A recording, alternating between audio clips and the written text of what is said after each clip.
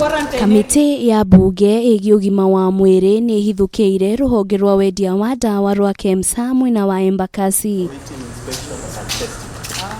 Ona thengia ya minista wa ũgima wa mwĩrĩ Mutahi wa Kagwe gwatha rũhonge rũrũ kwendia PPEs na thogora ũrĩa ũrĩ thoko, rũhonge rũrũ rũtirĩ rwaciendia. Millions and millions of PPEs and our people are dying of COVID. Our men and women in the healthcare are being exposed to the virus, yet we have a lot of supplies here. Riu kamiti ĩno ĩkĩũria kamiti ya kũhũrana na ungumania nĩyo EACC gũtabania ũthuthuria wa naihenya nĩguo gũkũrana nĩkĩ kĩraria kĩngĩ rũhonge-inĩ rũrũ. And EACC should set aside 30 days. If you can be able to set aside 14 days to determine a presidential election, why can you set aside 30 days to be able to determine what can be done to those things? KEMSA can finish the procurement process. You know, they already messed up. So if they did, the PPEs are here.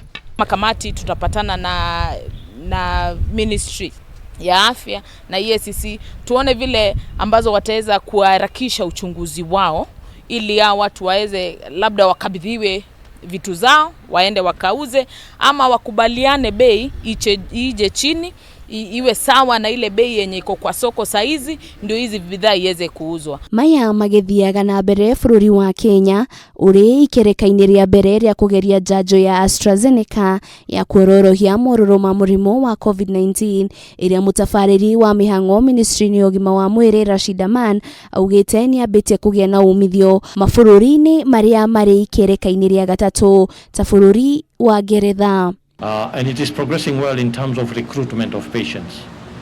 Beyond those 40, there is a possibility that we will be moving to larger numbers, maybe up to 400 subjects that may volunteer for receipt of this vaccine. Amana ugĩte Kenya nĩ nyitanĩire na mabũrũri mangĩ harĩ gwetha ndawa nĩguo gũtigĩrĩra bũrũri ndũnatigwo na thutha rĩrĩa kĩhonia gĩkwĩyumĩria. While we're looking at the possibility of being able to get any of these vaccines once they become available and tested, the interim results do indicate the level of safety and effectiveness of these.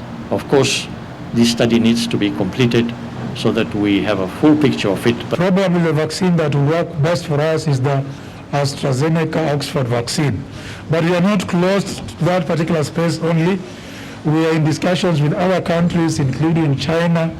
Any other potential vaccine will be analyzed for the three characteristics. That is, safety of the vaccine, its immunogenicity or the ability of the vaccine to trigger an immune response, and of course, its efficacy.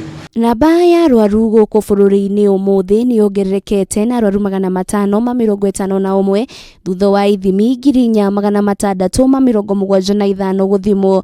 Namba ya arwaru ĩkĩrũgamĩra arwaru 44,165 andũ 266 makĩhona na andũ 5 magĩtũrio nĩ mũrimũ ũyũ.